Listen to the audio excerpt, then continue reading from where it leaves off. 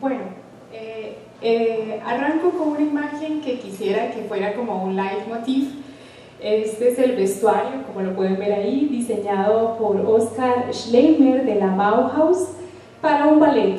Y lo digo porque, bueno, históricamente sabemos que la Bauhaus representa un sueño de la integración de las distintas artes, y mi presentación, mi propuesta para ustedes esta tarde-noche va en torno a eso, en torno a la confluencia de las artes y cómo nos podríamos retroalimentar unos a otros. Particularmente porque, bueno, sé que ustedes son estudiantes acá, la mayoría de la escuela, otra gente que, bueno, interesada en el mundo de las artes escénicas y las artes visuales. Y bueno, para empezar, para poder enmarcar como mi presentación, quisiera empezar con este video. Vamos a ver si corre bien. Normalmente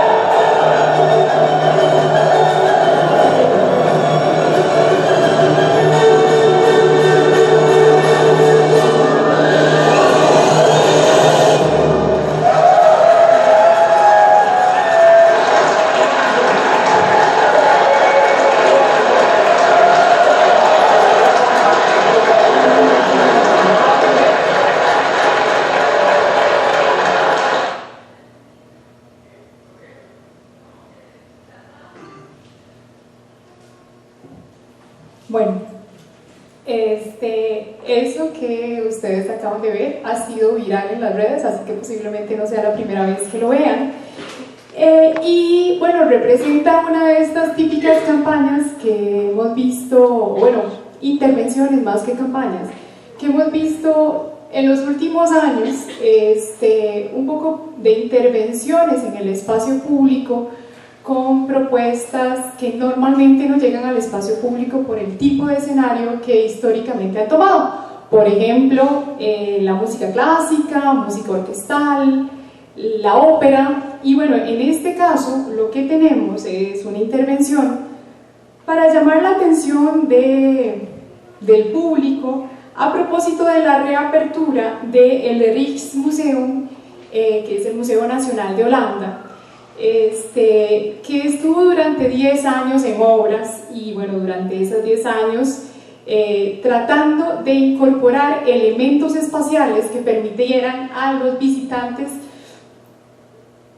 una aproximación a una experiencia artística distinta.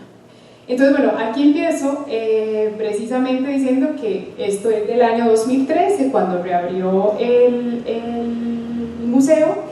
Y en ese museo ocupan un lugar muy destacado las obras de Rembrandt, de Vermeer, de Frans Hals, entre otros. Y la ronda nocturna o la ronda de noche, que es lo que acabamos de ver teatralizado, es una de las divas de ese museo, de las grandes obras. Evidentemente, bueno, el video en su última toma lo que hace es, ¿verdad?, una recreación de esta escena, que aunque la imagen la bajé directamente del Rijksmuseum, esta que les estoy mostrando, lamentablemente pierde, bueno, no sé si será por la luz, pero pierde luminosidad. Creo que es importante, tal vez, Nati, si podemos nada más un momentito apagarla.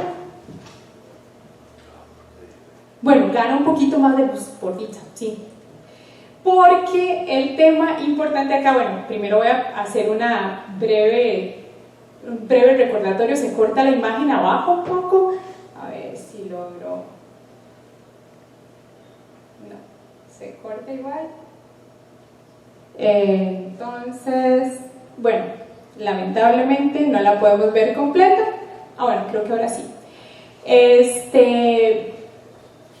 Me parece importante como destacar que en esta obra durante muchos años estuvo muy oscura y se le hizo, durante muchos años, se le hizo una restauración en el año 1947, pero esta obra es de 1642, es un óleo sobre lienzo bien grande. Era tan grande que quienes lo mandaron a hacer, quienes lo comisionaron, tuvieron que recortarlo. Entonces realmente no estamos viendo algo fundamental de la obra, que es un portal que hay acá. Yo no sé si logro así seguir acá, pero esto es una puerta, esto que vemos aquí atrás, y el cuadro tenía todavía más para acá y más para arriba imagen. Entonces se pierde algo de este enmarque de donde ellos están. Lo interesante es que es una obra que fue llamada erróneamente la ronda nocturna por en la escuela francesa le llamaban así en su momento, y también en algún momento como grandes pintores como Joshua Reynolds, un importante retratista inglés del siglo XVIII, le había bautizado como Night Watch, es decir, la ronda de los policías, ¿no? O sea, la ronda nocturna, ¿verdad? Pero lo que pasa es que la obra estaba muy oscura, tenía una laca ya muy oscurecida, y en 1947, cuando se le hizo la restauración, se descubrió algo bien importante, que era básicamente, que la ronda en realidad es durante el día, es la marcha que hace la policía durante el día para vigilar la ciudad. Esto fue comisionado por los arcabuceros de Ámsterdam, que es una institución municipal que todavía hoy existe. Entonces el municipio se la presta al Museo Nacional de Holanda, pero sigue siendo de ellos. Fue comisionada por quienes aparecen retratados, porque bueno, efectivamente en aquella época muy importante en Holanda,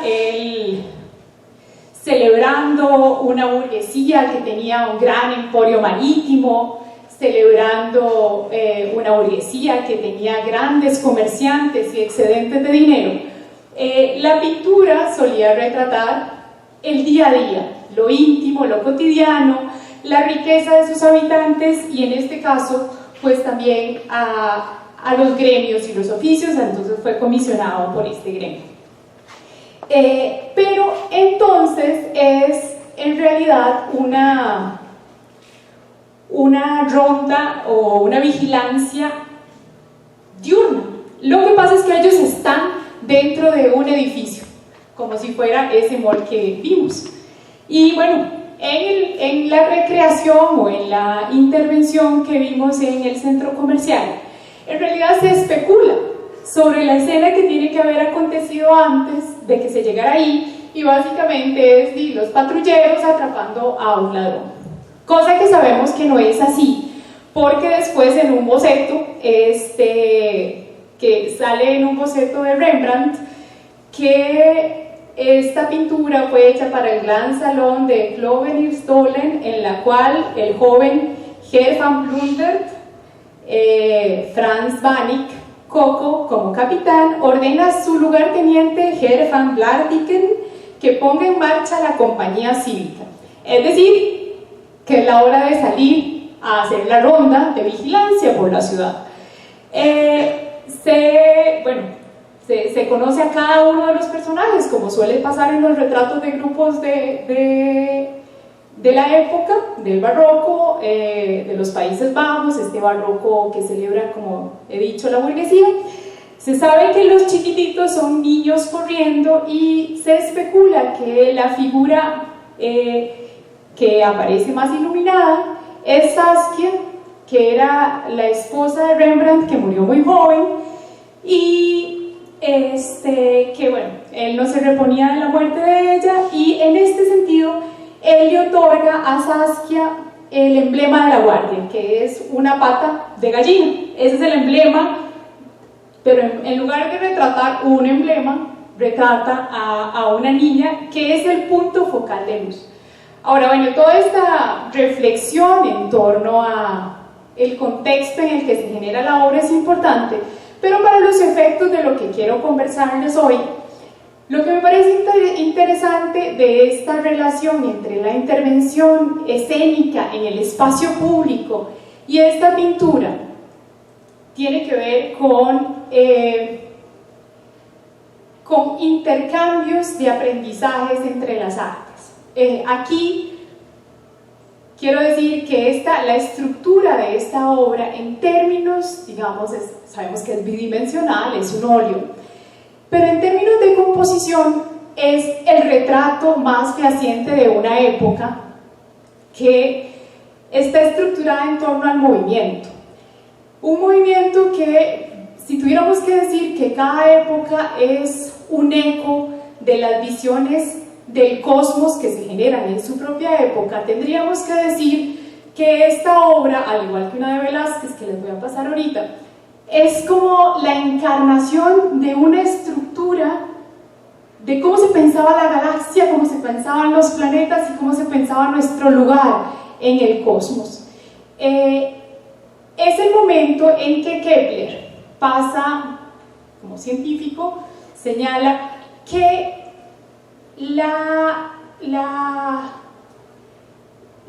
el dibujo que hacen los planetas no es un círculo, no es la visión de Galileo Galilei, no es un círculo perfecto, sino que son más bien dos círculos, y eso es la elipsis. Esta figura de la elipsis, en términos de cómo se concibe el mundo barroco, es fundamental porque una elipsis tiene dos centros. Una elipsis es como decir las ruedas de los carros de batalla, ¿verdad? De los que tienen básicamente una pelota aquí, otra pelota aquí y están unidos así. Eso es exactamente lo que sabemos que es el dibujo que hacen los planetas y en general los cuerpos en el espacio, en el cosmos. Y acá estaría encantada, digamos, de haber sido yo la que pensara esto, pero obviamente han habido muchos estudiosos del barroco que señalan, y bueno, muchos estudiosos en la historia del arte, que han tenido como esta curiosidad de siempre hacer el paralelismo entre cómo están pensando los científicos la estructuración de la física, cómo pensamos la física, cómo pensamos las formas en el universo y cómo pensamos la pintura. Entonces, esta es un desarrollo de una idea de Severo Sarduy, que es un escritor cubano que tiene un libro famoso que se llama Barroco, y bueno, en este libro él señala efectivamente cómo la figura de la elipsis es fundamental para estructurar la bidimensión en el barroco, que al final pareciera muy tridimensional. ¿Por qué? Porque genera un movimiento que nos permite irnos al fondo y del fondo regresar a un ojo que está al frente. Entonces es como si tuviéramos esos dos círculos, uno en el fondo y otro al frente. Entonces es una estructura que además, ¿verdad? Tiene muchísimos, digamos, puntos de movimiento dentro de su estructura, como ven acá, los ejes, pero también algo muy importante, que es la perspectiva construida con la luz. Entonces estamos frente a una imagen típicamente llena de teatralidad y movimiento, el movimiento del barroco, y entonces, aunque es tridimensional, podríamos hablar que la percepción al ojo y en en su forma de estructurarse, hay una aspiración inherente al movimiento. O sea, esa imagen está llena de movimiento. Entonces, aquí, ¿verdad? En mi conferencia les dije que les iba a referir algo sobre la tridimensionalidad, entonces empiezo marcando que me refiero a la tridimensionalidad asociada al espacio, al tiempo y al movimiento. Entonces, esta es una imagen llena de fuerza de movimiento. Y si nos pudiéramos ir atrás, pero tendría que volver a correr todo el video, verían ustedes, y lo pueden poner en su celular, ponen el Rijksmuseum, la ronda nocturna o Night Watch, y les va a salir ese video. En el centro comercial, lo que está detrás, efectivamente es un portal para entrar a una tienda. Está pensado como que es un espacio interior y que hay un ojo o un polo que nos refiere a otro lugar. Para volver sobre esta idea, quiero poner esta obra que es, de hecho, la que más analiza Severo Sarduy al señalarnos esta idea de los dos ojos, ¿no? De los dos polos, de la figura de la elipsis como estructuración básica del barroco, bueno, tanto de las cortes francesas, que eran un poco más clásicas, pero el barroco español, el barroco del Imperio Español, que incluía, ¿verdad?, como toda su área de influencia, y el barroco burgués de los Países Bajos.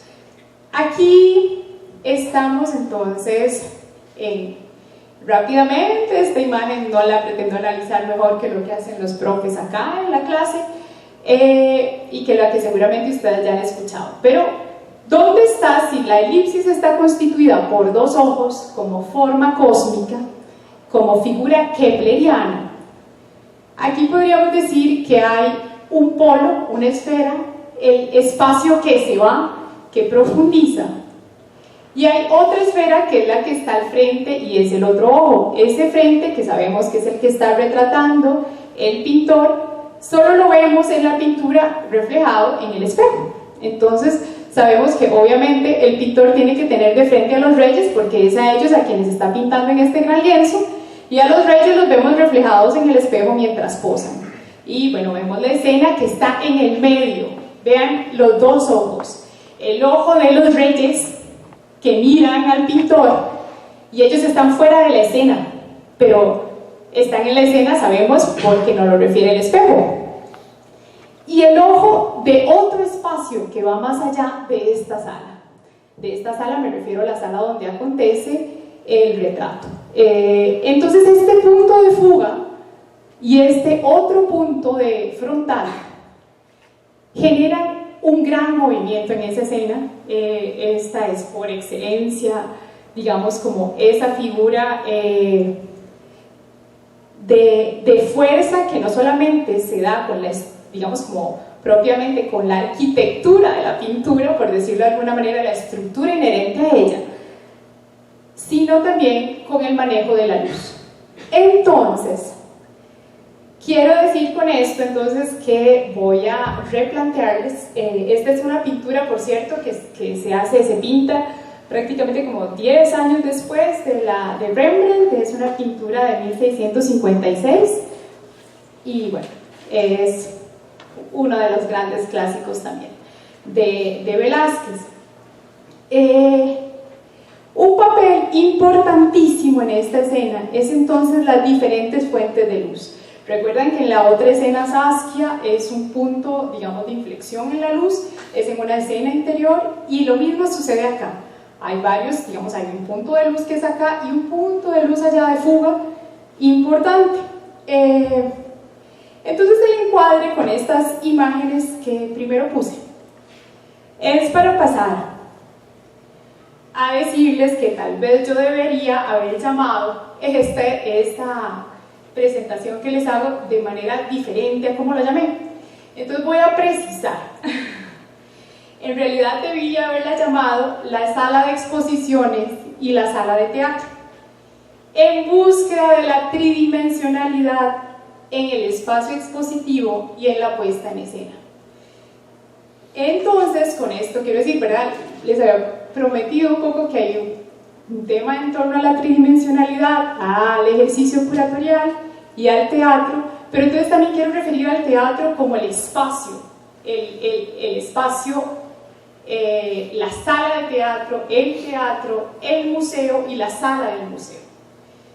Entonces, porque creo que estos dos espacios tienen mucho que ayudarse mutuamente y creo que no necesariamente siempre lo estamos haciendo. Entonces, dado que esta es una universidad, que hay una escuela que tiene diferentes carreras que podrían retroalimentarse, y por eso empezaba con la Bauhaus, creo que debería existir entre nosotros una inquietud de un diálogo más transdisciplinar que pudiera enriquecer del teatro, desde el mundo de las artes escénicas al mundo de las artes visuales y del mundo de las artes visuales al mundo de las artes escénicas. Entonces, bueno, también quisiera como tal vez enmarcar un poquito más cómo llego aquí. En mi carrera de gestión, bueno, yo estudié Historia del Arte, también estudié Patrimonio y bueno, como trabajo en la administración pública, también estudié Administración. Pero he tenido, bueno, la oportunidad, la dicha, de que me hayan abierto espacios, o se me ha dado la oportunidad de aportar en diferentes espacios. Y uno de ellos, bueno, ha sido el Teatro Nacional y otro ha sido el Museo de Arte y Diseño Contemporáneo. En el Teatro Nacional en calidad de directora y en el Museo de Arte y Diseño Contemporáneo en el área de curaduría, como curadora. Entonces, me doy cuenta que hay, en algunas ocasiones, siempre partimos del hecho de que si hay un escenario hay tridimensionalidad y que si hay una obra de una fotografía o una pintura es bidimensional. Y cuando me refiero a la tridimensionalidad me refiero a una característica de vivacidad que no siempre tienen las obras y no siempre tienen las exposiciones y digamos, las obras de arte. No me voy a focalizar en análisis particular de obras de arte, entonces, a pesar de que haya empezado con Las Meninas y con La Ronda Nocturna, sino que me voy a focalizar en la exposición de esas obras en un espacio, llámese galería, llámese museo, y también como el tema de la puesta en escena. En las puestas en escena, bueno, pasemos a esta es Don Pasquale. Esta es una puesta en escena del año 2012 de la Ópera de Chicago, y es bien curioso. Bueno, obviamente la he escogido porque es muy barroca, tiene un movimiento muy elíptico. Hay un ojo que es obviamente del público, tiene estos puntos de fuga atrás que son las ventanas, y esto es propiamente del diseño escenográfico. Pero más que el diseño escenográfico, lo que da tridimensionalidad a una escena, a un cuadro, esto es un cuadro, a un cuadro es la disposición de los personajes. ¿Qué tanto movimiento hay entre ellos, o qué tanto a veces es nada más como todos ubicados en un mismo plano? Y es curioso porque a pesar de que la escenografía está tan llena de movimiento, casi que ellos están ubicados en dos planos y casi que todos están a pesar de que hay unos un poco más atrás, un poco más adelante, pero bueno, por supuesto tienen que proyectar la voz y es un gran desafío siempre cómo se construye el movimiento en la escena. Entonces, hay un montón de características que a la hora de que el director artístico y, ¿verdad?, con la orquesta, con el director ¿verdad?, bueno, digamos el director general, con el escenógrafo, el vestuarista, etcétera, todo el gran equipo que significa una puesta en escena, tienen que llegar a cómo van a convivir todos esos elementos, y uno de ellos, además obviamente de la música, es la luz. Entonces, hay una cuestión que efectivamente puede aplanar las escenas, que no solamente también pasa por la actuación y pasa también por la dramaturgia. Hay dramaturgias que pueden tener diálogos que son muy planos, y hay composiciones, digamos, de la plástica escénica que son muy, muy planas, y no depende solamente de la escenografía, sino que depende del movimiento de los personajes en la escena. Entonces, yo no soy graduada en teatro, aunque estudié en el Castella y tuve la oportunidad de aprender algo de los profes del Castella. Entonces no pretendo dar digamos, como profundizar en un área a la que respeto mucho, a sus profesionales, sino compartir lo que he podido aprender de la escena con los ojos de una historiadora del arte. Esta es, bueno, otra toma, otro encuadre, otro cuadro, y quisiera pensar que un director artístico siempre tiene, y un director de escena siempre tiene el desafío de imaginarse cada momento de la puesta en escena como si fuera una pintura, cada momento como si fuera una secuencia de pinturas, y que tanto realmente logra sacarle el máximo provecho al movimiento en el espacio, no dependiendo solamente de la escenografía que puede generar estos ojos y profundidades como este punto de fuga y las inflexiones de la luz, sino efectivamente cómo mueve a la gente en la escena, cómo hace que grandes grupos entren y salgan, ir pegando imagen por imagen por imagen. Entonces, a ver, ahora no quisiera, digamos, que me falte la precisión, entonces por eso lo escribí. Lo que me ha pasado es que en la práctica curatorial que he tenido en el Museo de Arte y Diseño Contemporáneo, después de haber pasado por el Teatro Nacional, es que la plástica escénica y la tridimensionalidad expositiva empezaron para mí a ser una inquietud constante. Entonces, no solamente por lo importante que es, digamos, por razones estéticas, sino y sobre todo por razones de apreciación de parte del público. Entonces, cuando hablo de la tridimensionalidad, también estoy refiriendo a la experiencia que tiene el público frente a una propuesta artística.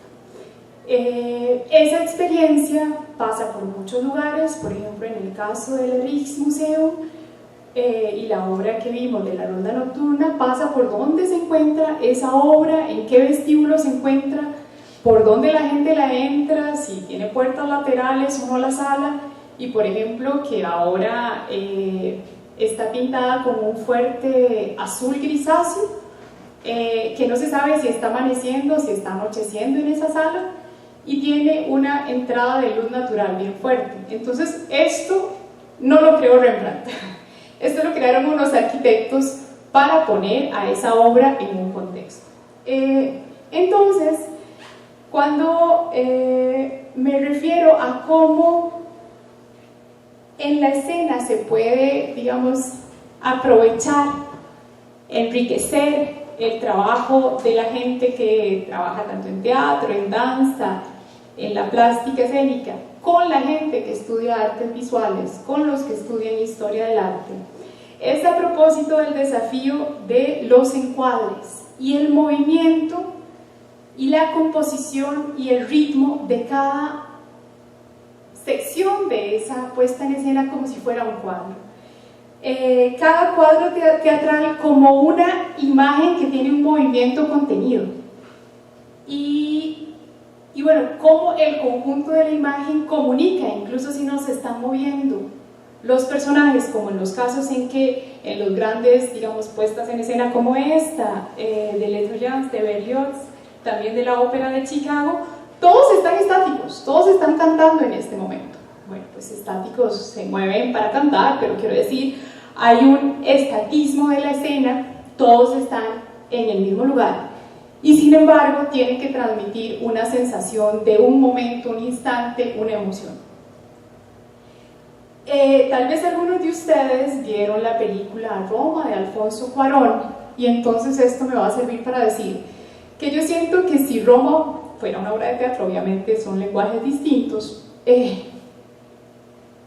habría que decir que, por ejemplo, la capacidad no solamente de Alfonso Cuarón, sino de su director de cámaras, para hacer que cada una de esas tomas sea una obra, un encuadre, es extraordinario. Y la película no dura poco. Y sin embargo, cada encuadre está absolutamente lleno de vitalidad, incluso en la quietud. Bueno, por otro lado, en el espacio expositivo, quisiera pensar en cómo podríamos ver las obras como parte de un conjunto de elementos integradores, con luz, con sonido, creando escenas con movimiento y ritmo, y pensando la museografía como una puesta en escena teatral.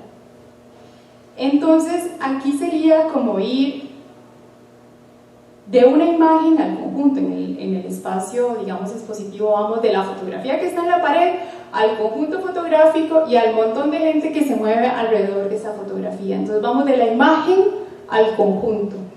En el teatro iríamos del conjunto a la imagen, al encuadre. Y al final, lo que me parece muy importante como una experiencia estética para quienes aprecian estos dos formatos, sea una exposición de artes visuales o sea una puesta en escena, es cómo se componen las escenas y las atmósferas en el espacio-tiempo, de tal manera que quienes las están apreciando se sientan tan involucrados y tan tocados con lo que está sucediendo que realmente es como que estuvieran compartiendo una parte de esa escena, una experiencia muy vivencial. Efectivamente, bueno, en las artes escénicas tenemos todo este, digamos, dispositivo de luz, sonido, movimiento, y sin embargo, entonces uno se preguntaría por qué si tenemos todo eso, hay algunas obras de teatro o hay algunas óperas que a veces suelen resultar tan aplanadas. Voy a hablar entonces ahora desde el lugar. Esto no lo he teorizado, esto es en realidad a partir de una experiencia de práctica y de experiencia de vida, que nada más les quiero compartir con ustedes que esta reflexión me ayudó de alguna manera a pensar el museo como un espacio de teatralidad. Y a veces deberíamos pensar también como el teatro como un espacio museístico o un espacio, digamos, donde tenemos secuencias y secuencias y secuencias de obras de arte que son muy efímeras, que no se vuelven a repetir nunca más, pero es como haber visto una pintura. Entonces, desde acá me voy a referir a 3 experiencias que tuve la dicha, digamos, de poder desarrollar en el Museo de Arte y Diseño Contemporáneo, y son 3 exposiciones en las que de alguna manera traté de acercarme a esto. Decía Manuel Borja, que es el director del Museo Reina Sofía, que hace unos años vino a Costa Rica a dar unos talleres en teorética, que del arte de los 80 para acá, en el arte contemporáneo particularmente, lo que hace la diferencia es la teatralidad, la instalación, el performance, el espacio de lo público, el movimiento. Entonces, específicamente su cita es un arte donde el espectador no es alguien separado de la obra. Entonces, bueno, por supuesto que esta nos lleva ya a pensar en un museo como un espacio muy diferente al museo del siglo XIX, donde hay una distancia con las obras, una distancia casi ritual, casi religiosa, y yo creo que eso se ha ido superando mucho, y particularmente si estamos hablando de arte contemporáneo. Entonces también voy a referir que estas 3 experiencias curatoriales fueron desarrolladas en un espacio destinado al arte contemporáneo, que no fue diseñado para el arte contemporáneo, sino que fue diseñado para fábrica de licores. Entonces también genera unos desafíos todavía más interesantes. Normalmente, tanto, digamos, diría Foucault, que todos los espacios que se diseñan siempre organizan cómo la gente tiene que comportarse. El público allá, acá en el escenario los artistas, en el caso del museo, la obra aquí, allá el público, y sin embargo, en las experiencias de arte público, de prácticas artísticas contemporáneas, esa barrera se suele romper. Si no se rompe, porque hay nuevas disposiciones, digamos, de las butacas, porque el escenario está en el centro, se rompe por otras formas de generar la participación del público. Pero bueno, en todo caso, no necesariamente es que tenemos que reacomodar las butacas y los museos para generar experiencias vivenciales e inmersivas, experiencias llenas de una fuerza que nos involucra.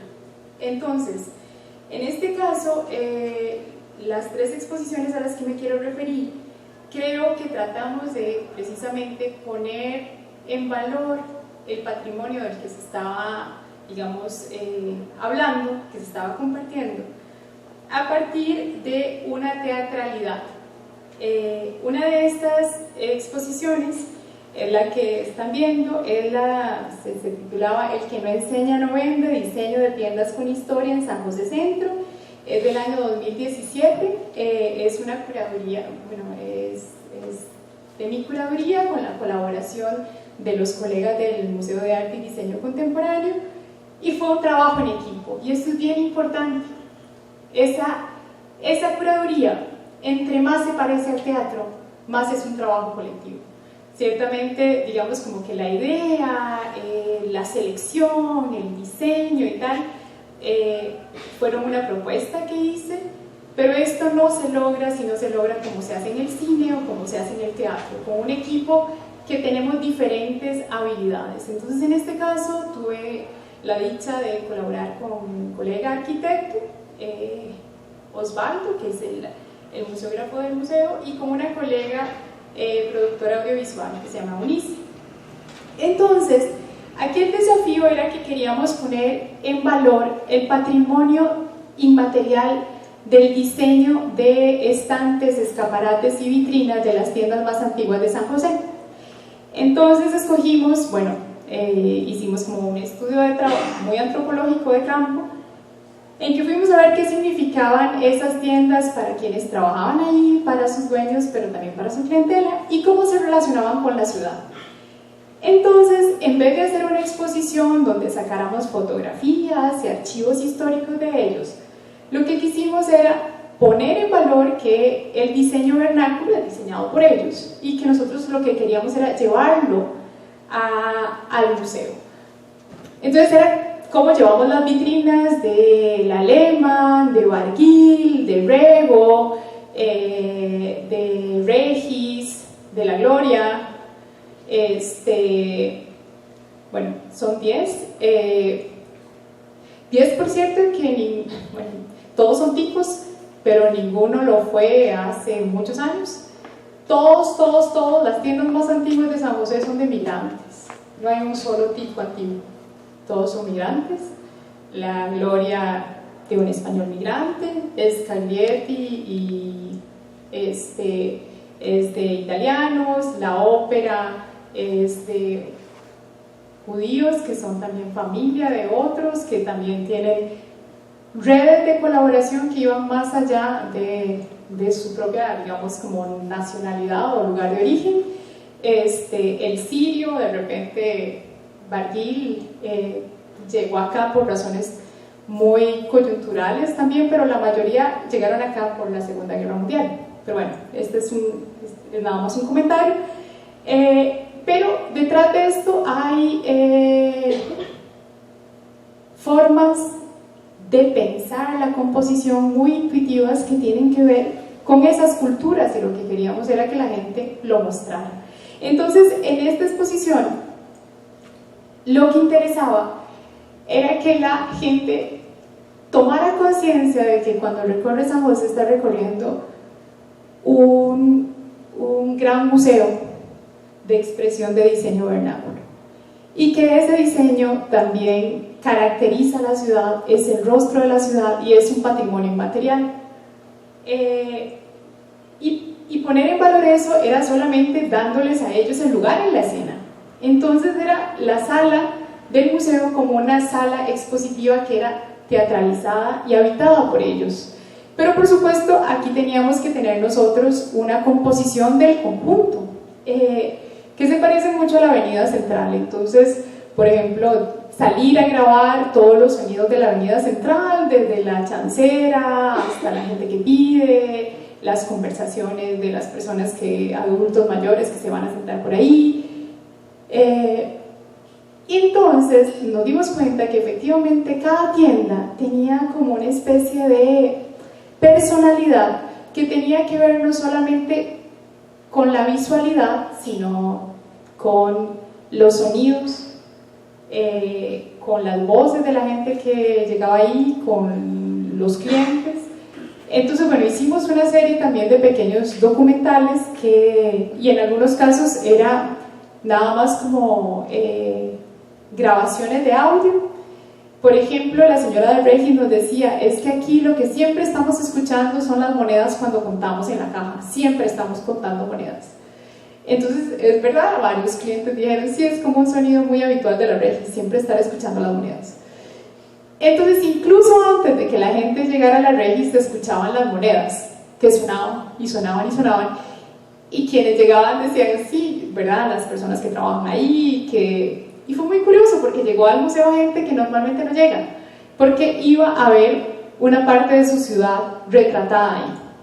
Entonces, si la ciudad es el gran teatro del mundo, de alguna manera, ¿cómo llevábamos esa plasticidad al museo? Esto fue, entonces, digamos, cuando uno de los desafíos que tenemos cuando trabajamos con dispositivos patrimoniales, tanto patrimonio material como inmaterial, es que solemos llegar a la exhibición y aplanarla completamente. Entonces termina siendo como un libro sobre las paredes, donde tenemos muchas fichas, mucha información, tenemos algunos bienes patrimoniales importantes que colocamos de una manera muy bien puesta para resguardarlos, para que la gente los pueda apreciar, pero no hay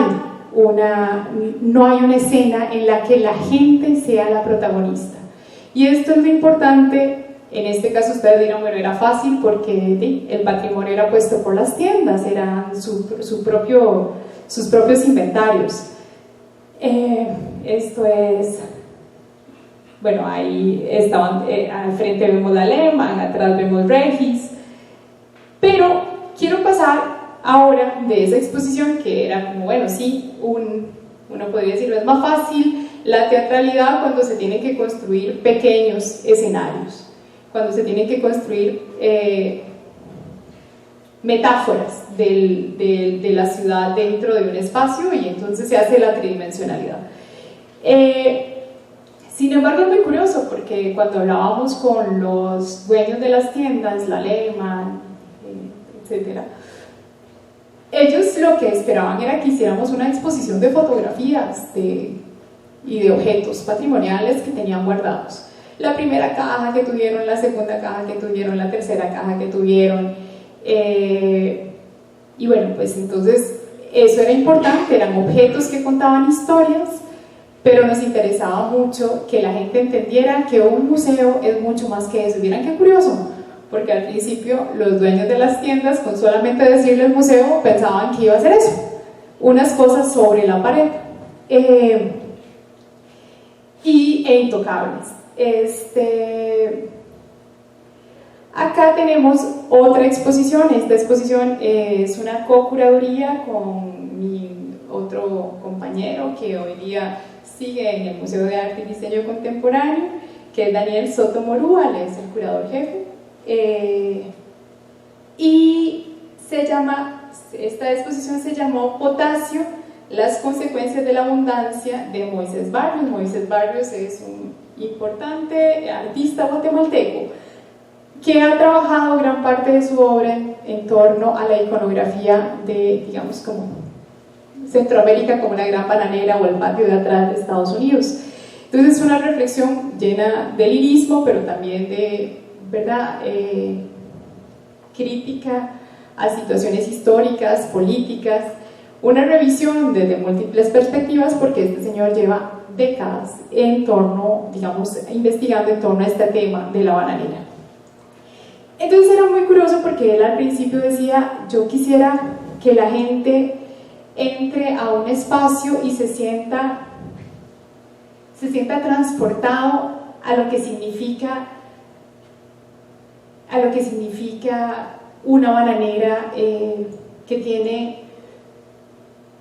una asociación con la vida y con la muerte para los trabajadores que antaño estuvieron, que tiene que ver con luchas obreras y tal. Entonces, al principio empezamos hablando de que a él le interesaba esto. Y aquí lo que quiero enfatizar es que posiblemente por tener una inclinación a construir o co-construir con los artistas una narrativa que sea más vivencial para el público, me interesó ir escarbando y preguntándole cosas que al principio en su carpeta no me había dado y no nos había dado ni a Dani ni a mí.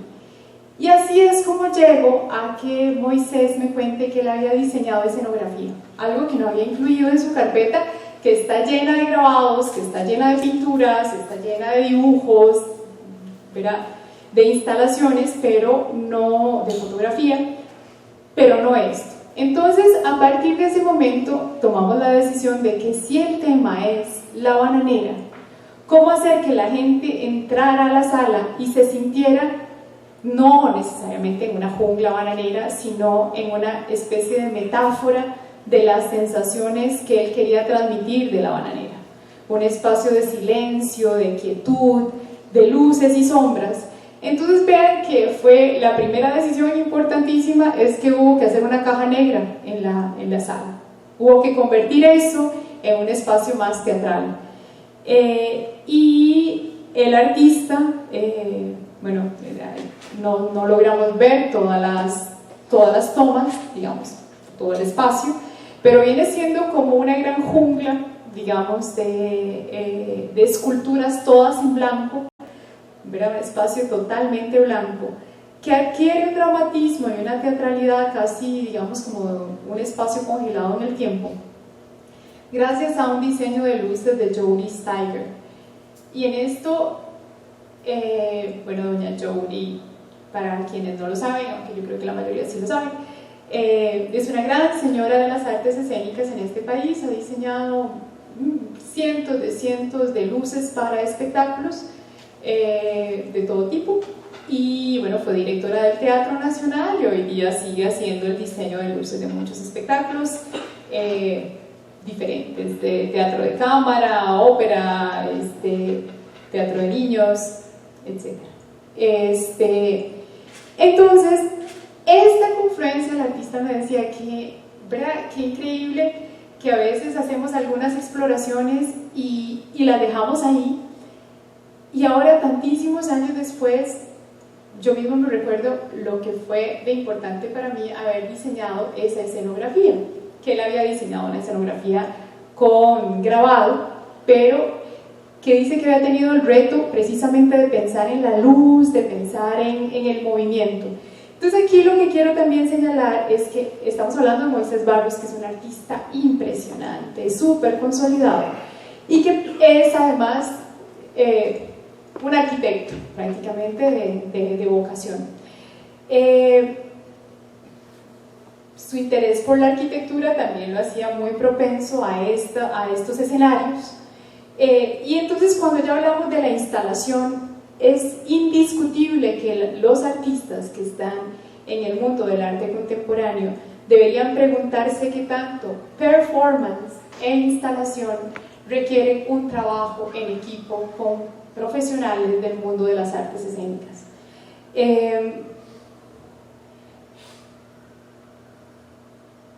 Aquí, bueno, esta es otra de las salas de la exposición y es bien interesante porque fuimos construyendo una narrativa en la que le preguntábamos a Moisés qué espacio siente aquí, qué espacio debería, y él lo tenía bastante claro, lo fuimos como puliendo y puliendo con la conversación. Y esto es al final lo que es el ejercicio de curaduría, es una buena conversación sostenida por meses donde la gente empieza a sacar cosas que no pensó que eran importantes y uno empieza a preguntar cosas que al principio no se atrevía a preguntar y empieza a cambiarlo todo.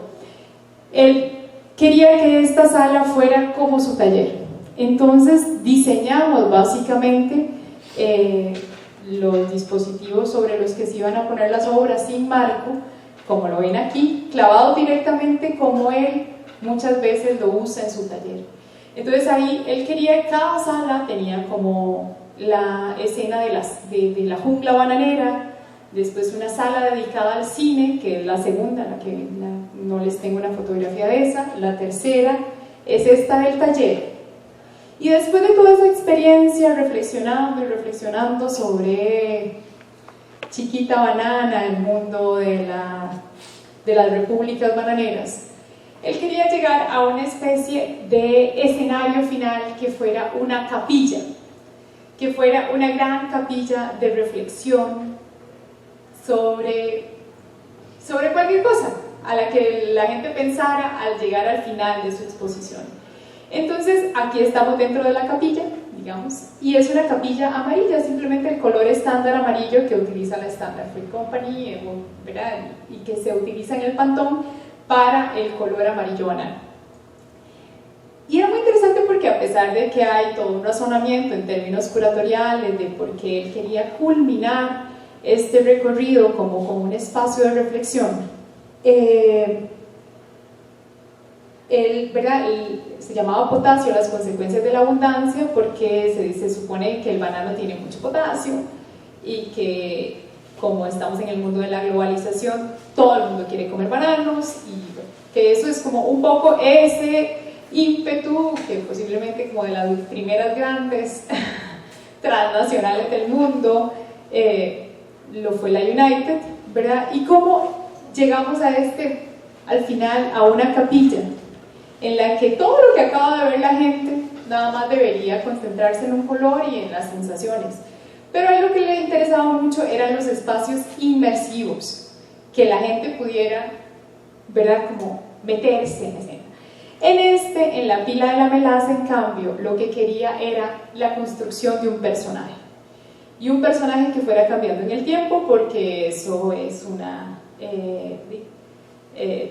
está vivo, iba cambiando de color todos los días, se iba pudriendo, los pájaros se lo comían, y como ven es una escena muy teatral, donde el protagonista es el banano.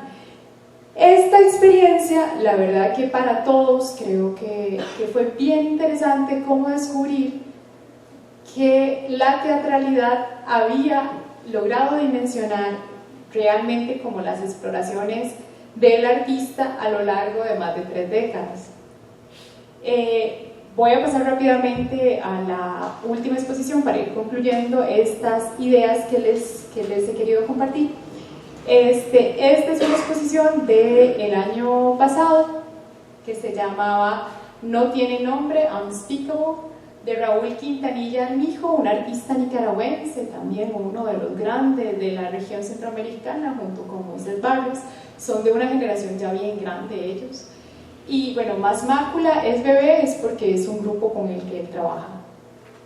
Cuando visité a Raúl en Nicaragua, yo le preguntaba que cómo se imaginaba una exposición de todo el museo, de él en todo el museo.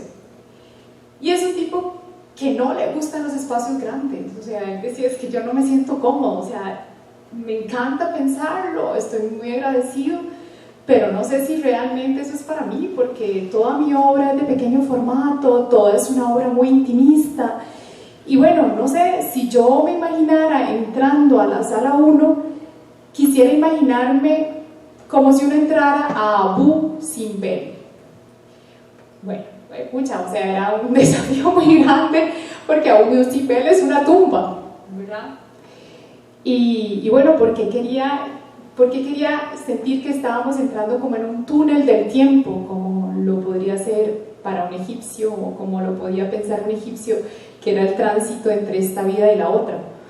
Y él sentía que era porque, bueno, o esta es la lectura que yo logré hacer, él dijo que él aceptaba esta exposición a pesar de que no le gustaban los espacios así grandilocuentes y esas salas tan grandes, porque en Costa Rica para él había empezado una historia muy importante en su carrera como artista y una historia personal también, y en Costa Rica iba a terminar, y que en Costa Rica había sido su, digamos, exposición de arte contemporáneo más significativa hace ya varios años, también en el Museo de Arte y Diseño Contemporáneo, cuando Virginia Pérez Ratón y todo un movimiento de artistas empiezan a visibilizar más la región centroamericana en las artes visuales hacia el mundo.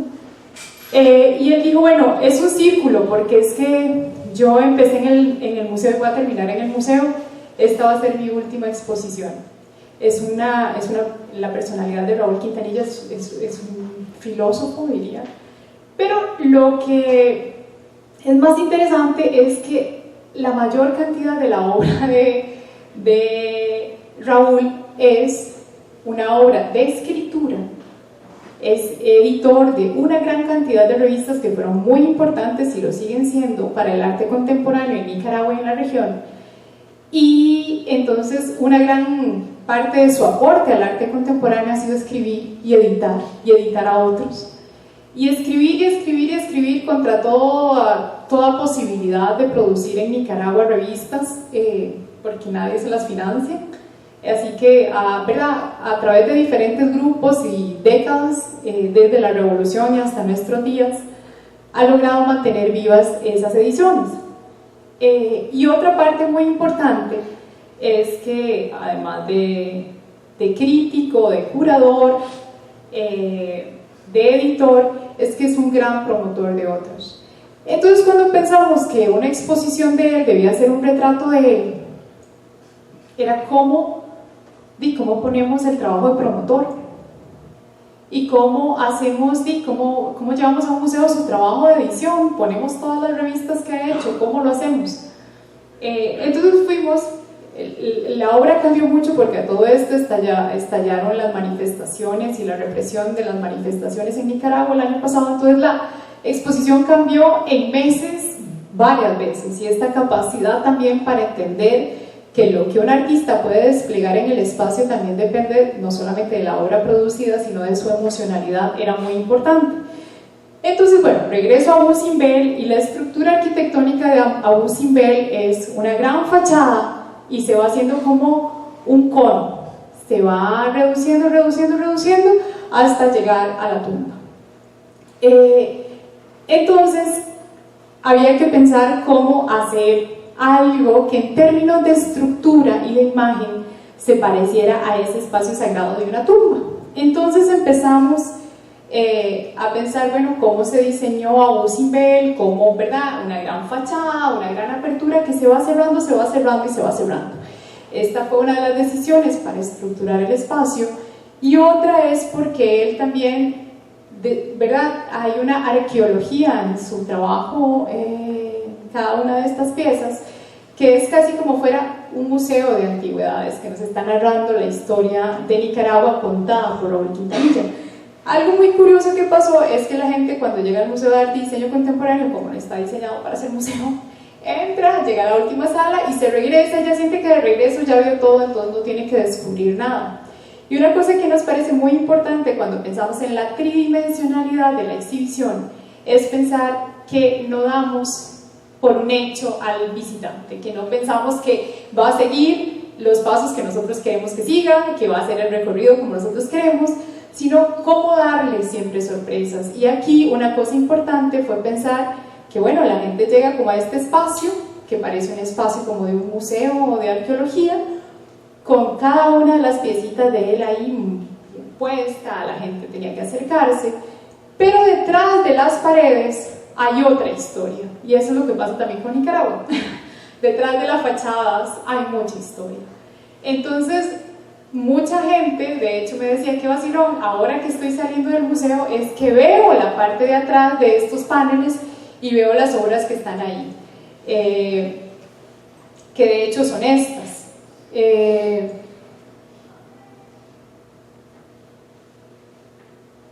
Una de ellas es esta, And So They Killed Her, que retrataba un asesinato y que era un dispositivo tridimensional en sí mismo, pero lo que se quería era que la gente caminara y de repente descubriera que tenía un arma a sus espaldas. ¿Cuál es la emocionalidad digamos que alguien siente sentir que alguien le está apuntando a las espaldas porque la mataron por las espaldas? Esta segunda sala estaba dedicada a los mártires que habían muerto en la revolución, nombres que lograron que la revolución se conquistara y que de hecho algunos de ellos murieron pocos días antes del triunfo de la revolución, pero que el artista consideraba que ahí eran nombres que estaban siendo pisoteados con todos los sucesos recientes en Nicaragua. Entonces este gran río rojo de nombres de mártires es curioso porque la gente lo intervenía y alguna gente que llegaba, bueno, no sé si logran ver acá, hay un nombre escrito a mano y alguna gente fue escribiendo nombres de personas que no estaban ahí, sabían que debían añadirse a la lista. Y al principio la gente decía, pero ¿cómo se hace para pasar del otro lado sin pasarles por encima? Y yo les decía, es que esto es parte de la obra, tiene que pasarles por encima, es parte de lo que el artista quiere en esta teatralidad. Sin usted la obra no es, o sea, usted lamentablemente es uno de los agentes que va a borrar estos nombres, como está pasando con la historia de estos mártires en Nicaragua, y su sangre derramada se va esfumando. De hecho, en la inauguración tuvimos performance por el grupo SBB, Mácula SBB, y de hecho algo que pasaba instantáneamente, entonces era, ¿verdad?, con los chiquitos, por ejemplo, que les daba una fascinación saber que podían estar encima de la obra, ¿verdad?, y que ellos eran parte de esto. Cuando llegamos al tema de cómo hacemos el dispositivo del trabajo editorial de Raúl Quintanilla, justamente empezamos a pensar, bueno, sí, definitivamente hay que hacer una colección. Se sacaron ediciones, digamos, de lujo, por decirlo de alguna manera, de lujo, porque se hizo una revisión de las cientos de ediciones y es una colección especial. Y la gente sentía como, ¿y las puedo tocar? Sí, las puede tocar, las puede ver, las puede ojear, y precisamente, bueno, esto es parte también de ese espacio, digamos, de biblioteca, por decirlo así, y el espacio habitado. Entonces, el espacio habitado, precisamente lo que nos interesaba es esto, ¿no? O sea, cómo a pesar de que en los dispositivos nosotros creemos que la gente va a entrar por aquí, se mueve por acá, la gente le da movimiento a la escena, y en realidad la obra de esta sala es la escena, porque los libros, las palabras, la crítica y tal, solamente han existido como obra para Raúl Quintanilla cuando le llegaron a las manos a la gente que las tenía que leer. Bueno, y la última era, ¿verdad?, el Raúl Promotor, que aquí había como un dispositivo más como de un requiem por un sueño de Nicaragua, y básicamente como un poco la desilusión respecto a la revolución, y acababa con obras que no eran de él, entonces obras de otros colegas. Bueno, si quiere podemos prender la luz. Yo aquí voy con esta exposición. Con esta imagen voy terminando, tal vez la dejo en esta,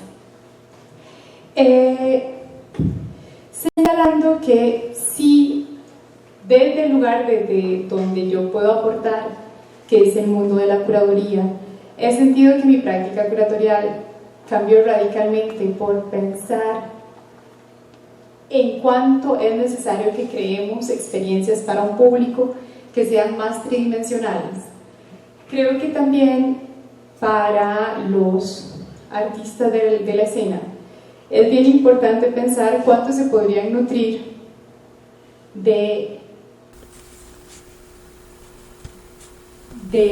la composición y el movimiento que puede existir, inclusive en una obra bidimensional, cuando elementos como el movimiento contenido en la misma escena, aunque no se estén moviendo, pero como si fuera una obra de arte, son tomados en cuenta. Creo que, de lo que me acuerdo yo cuando estudiaba acá, esos diálogos algunas veces se quieren generar y no siempre son fáciles, no siempre tenemos artistas visuales que quieren hacer prácticas contemporáneas que estén prestando atención o estudiando lo que está pasando en las artes escénicas, ni tampoco necesariamente siempre tenemos gente de las artes escénicas prestando atención a lo que está pasando en el arte contemporáneo. Pero creo que son diálogos que pueden enriquecer mucho, particularmente a los artistas visuales. Creo que aquí mi insto más bien a que otros que son sí especialistas en el mundo de las artes escénicas puedan hacer su reflexión al respecto. Se ha hablado mucho de la curaduría de artes escénicas, pero ese no es el enfoque que yo le estoy dando a esta exposición. Se ha tomado la palabra curaduría como un homólogo del programador de, digamos, de espectáculos que selecciona espectáculos en festivales sobre todo, y si bien es nada más como un préstamo de una palabra, yo creería que el ejercicio curatorial, más allá de un ejercicio de selección, tanto en las artes escénicas como en las artes visuales, podría generar espacios más experimentales que permitan que la gente sienta de manera más vivencial la experiencia estética. Y con esto termino contándoles que me habían invitado a esta actividad, yo había pensado este tema y tuve la dicha de que las coincidencias son así. Vino al país una directora de teatro que se llama Marta Pasos y fui a un taller con ella. Y resulta que, bueno, Marta Pasos es española, está teniendo muchísimo éxito. Si la buscan en las redes se van a dar cuenta. La están contratando para, bueno, pues para puestas en escena bien importantes en España. Y ella es historiadora del arte. Entonces, viendo, digamos, su metodología de trabajo, entendía que hay mucho de lo que nos perdemos cuando no tenemos este diálogo, y que una historiadora del arte, por ejemplo, a ella, cada vez que estábamos haciendo algún ejercicio decía: uy, sáqueme ese bulto, y sáqueme esto, y sáqueme esto, porque la escena no está bien. Estamos pensando cómo va a quedar este cuadro, cómo va a quedar esta escena. Me comentaba, por ejemplo, cómo en procesos de dramaturgia colectiva, ella también trataba de trabajar con imágenes de la historia del arte importantes que le generaban emociones, y con las imágenes de otros que le generaban emociones, con los álbumes que cada uno de nosotros tiene en la memoria. Entonces, algunas veces, ¿verdad?, le preguntaba a sus actores, a sus actrices, qué imagen le recordaba aquello, qué imagen quería que le evocara aquello, y que si tenía alguna de esas imágenes a la mano, digamos, que la pudiera traer. Entonces, en este collage de, bueno, sí, no sé por qué esto me recuerda como una emoción de cuando yo, no sé, tenía un novio y no sé qué, y aquí traje como esta fotografía. Y como ella, a partir también de trozos de visualidad de los actores, les lograba generar una capacidad de incorporarse más a una escena emocional. Y cuando se incorpora el personaje en una escena más emocional, más vívida, eso se logra transmitir también de manera más vívida. Esta experiencia con Marta Pasos, de hecho, me permitió pensar que sería muy interesante, digamos, como programas como los que está tratando de lanzar la Universidad Nacional de la Universidad de Costa Rica. Creo que también se han hecho iniciativas así. Entiendo que la Universidad Nacional ahora tiene un fondo que es exclusivamente para que la gente proponga proyectos transdisciplinarios en artes. O sea, puestas en escena, exposiciones construidas entre alguien de teatro y alguien de arte, porque yo estoy segura que es alguien de teatro que se mueve por el espacio, tuviera que pensar cómo recorrería una exposición, nos haría unas preguntas bien interesantes a la gente que tenemos que diseñarlas. Pensaría en un movimiento distinto del cuerpo en el espacio. Y también yo creo que lo mismo, la gente que pensamos en la visualidad con tanta empeño, podríamos hacerles algunas preguntas a la gente del mundo de las artes escénicas que no siempre tenemos tal vez esos fondos o no siempre tenemos esa inquietud. Ojalá, de verdad, que como estudiantes puedan explorar eso. Yo no lo hice, nunca me pidieron, digamos, hacer una curaduría, digamos, fotográfica de teatro, solo para empezar a hablar de imágenes teatrales, es un pendiente, por ejemplo, pero una curaduría también de sucesiones de imágenes teatrales, de pinturas teatrales, de pinturas escénicas, como esos cuadros sucesivos que les digo que muchas veces descuidamos y que me parece importante enriquecer con la mirada del movimiento, que desde el barroco hasta aquí no necesariamente tiene que ser que tenga demasiada pirotecnia y tal, sino cómo manejamos la luz, cómo manejamos los ejes, cómo manejamos la estructura y sobre todo cómo manejamos el cuerpo. Muchísimas gracias y bueno, si ustedes tienen alguna pregunta, alguna consulta, con mucho gusto.